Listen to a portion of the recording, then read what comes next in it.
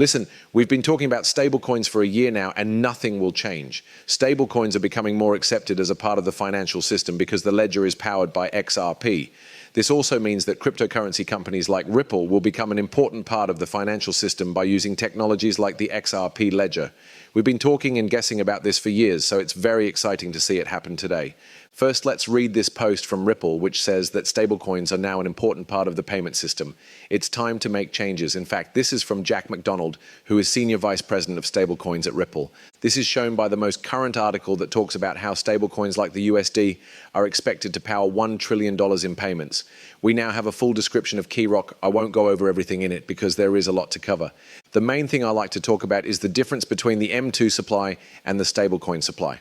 This in-depth study looks at the M2 supply, the base situation, the bear case, and the bull case for stablecoins by 2030. Also, if we are really looking at this, the bear case is equal to 2.6% of the M2 stock, or 0.75 trillion. The most likely outcome is 1.5 trillion, which is 5.19% of the M2 stock.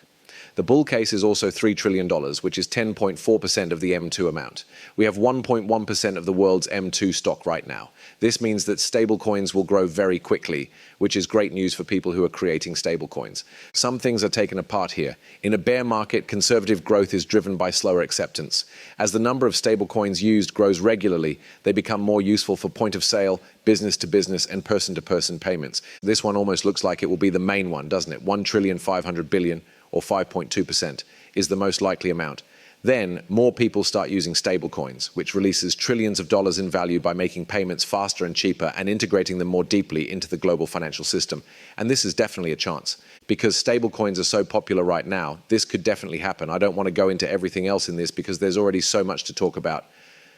I did bring this up, though, because once more, the use and growth of stablecoins are only going to speed up. TradFi is speeding up the use of stablecoins and even strongly leveraging the stablecoin market because they don't want to fall behind. This is one of the most important things I've seen. Citi is actually one of the newest ones. Now, Justin, Citigroup is looking into crypto ETF services and stablecoin security payments because of new US laws that let digital assets be used in more ways. I also said that this is happening at a time when most people still don't think cryptocurrency is the way of the future when it comes to money. Because once more, if you talk to someone who isn't into cryptocurrency, they will automatically think badly of it. It seems like they think it's fake money or FTX, Luna, joke currencies or some other silly stuff. They don't think it's true. They have no idea what the space is. When you say cryptocurrency, Bitcoin is usually the first thing that comes to mind. Since they don't know about XRP, they don't understand anything else either. Not only do they not know about these utility-based projects, but they also do not know about stablecoins or how important they are becoming in the banking system. David Schwartz, who is the CTO of Ripple, wrote a great piece about what's going on. In the stablecoin and payment space, more and more businesses have been putting out their own blockchains, he said. That, in my opinion, is a clear sign that the market sees blockchain as an important part of financial infrastructure. For more than 13 years, we have backed and worked to improve blockchain on the XRP ledger. Starting up a blockchain is hard. A lot more work goes into making an environment with developers, liquidity, trust, and usefulness.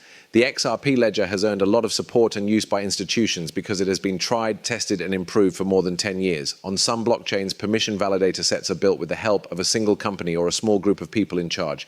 It can give you control and make sure everyone follows the rules in some closed network situations, but it also limits your network's reach, resilience, and the people who can protect and grow it. The terms centralization and decentralization have changed over time, and there is no one answer that works for all crypto use cases. As many of you know, the XRP system is open to everyone and doesn't need permission to use. There are, however, features that allow users to get permission for certain uses that are limited by rules. It can work with other systems and is adaptable enough to be an important part of the global financial system. Its open base makes it easy to connect assets, markets, and people from different countries. The XRP ledger was made to be sure that fees stay low and stable. You could pay a few cents in XRP for any given asset without using a separate gas token. This saved you the trouble and unknown cost of buying a different token just to make a transaction. As a bridge asset, XRP can be used for settlement, payment, and cash flow. Also, there are no counterparties, and anyone can use it. Every time the XRP record is used, XRP is burned. Some of the newest chains are starting to use deterministic finality and proof of authority-based consensus processes, which are two design choices that have been a part of the XRP ledger for a long time. It shows that the market is starting to understand how important it is to have steady, reliable settlement for financial applications without having to pay a lot for validation. In the next stage of XRP ledger improvements, we expect more programmability, features that meet compliance standards, and more liquidity for business use. And to make things even better, the crypto tent is getting bigger as more people join the party. In the business world, XRP has become a big force in making stablecoins and on-chain payments possible. In light of this, we constantly think that Ripple and XRP will grow 10 times, if not more. This is because adoption is not going to slow down. Cryptocurrency won't just disappear in the future. No, things are going to go faster and faster. As time goes on, adoption will heat up even more. This is just the start. Even stranger than the rest of the stuff we've heard is what this boss is telling us. Trump recently said that cryptocurrencies would fix all the problems with the way banks work now. What a wonderful time to be alive. Bitcoin is what he's talking about. The trouble is that a lot of people will think Bitcoin will solve this. He is talking about Bitcoin. Pay close attention to this.